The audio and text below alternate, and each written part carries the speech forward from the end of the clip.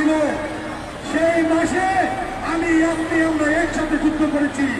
আমাদের বুকের টাকা রক্ত দিয়ে কালকে আমরা অবশ্যই গর্ব করে যাবো, এই আশা